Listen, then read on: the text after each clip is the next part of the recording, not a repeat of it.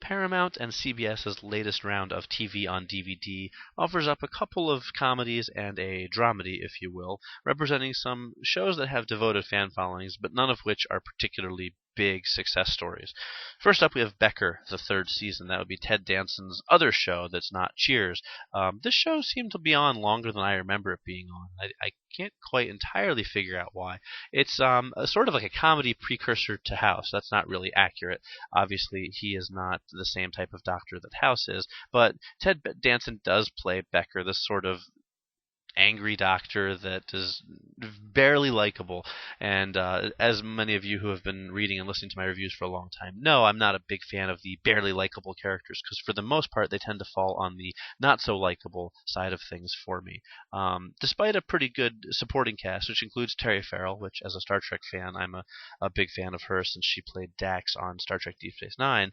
The show it's okay. It's not terrible. It's not the worst of what sitcoms have to offer, but it's certainly not the best of what sitcoms have to offer either. Luckily, it is the complete third season, which is nice, as Paramount does sometimes split their shows up into 2 volumes, not as much with their sitcoms as with their drama shows, but you do get the entire season here, although you do not get any extra features. So 24 episodes. If you like the show, it's a great pickup. If not, or if you're a casual fan, you're not getting any extra bang for your buck with Becker, the third season. Next up, we have The Game, the second season. And The Game is an interesting show. It sort of is like a sitcom that follows these women around who are the wives of professional football players. And so, as a football fan, I was hoping for a little more humor that would appeal to me.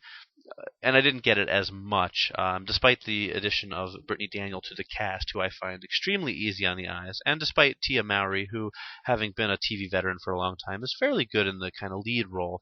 The show is like Becker. It's okay. It's not a terrible show. It's not a great show.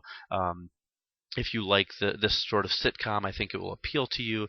The jokes are pretty hit or miss. Every once in a while, I got a pretty good laugh. For the most part, The Game is filled more with chuckles or maybe a smirk here or there more than it is with a good, hearty belly laugh.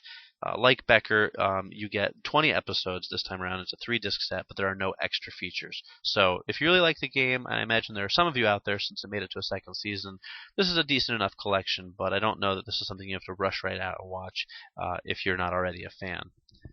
Finally, we have Girlfriends, the final season. I've never actually watched Girlfriends regularly. I've only ever reviewed the DVDs, and so I can't say that I'm the biggest fan of the show or that I have the most experience with this show, as I've watched selected episodes here or there. But this final season seems to be pretty much more of the same. Now, earlier I called Girlfriends a dramedy, which isn't necessarily entirely accurate, but I'll explain what I mean by that. The show is a pretty standard sitcom format, but especially in this last episode, there are definitely some more serious themes being woven into the comedy of the show, including the Iraq War, military families, pregnancy, adoption, things like that. And so while you do get a pretty standard sitcom, I was actually kind of impressed with the fact that they really went and tackled some subjects which aren't normally sitcom fare, especially in the show's 8th season.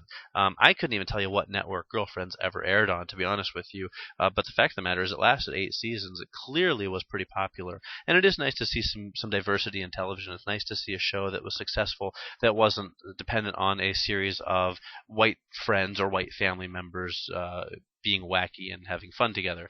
I like those shows too, but it's nice to see other shows can be successful as well. So while I was never a gigantic fan of Girlfriends in terms of ever watching it while it was on TV or obsessing over the DVDs, it's certainly an interesting show, and this final season does have a lot to offer if you're a fan of the show already.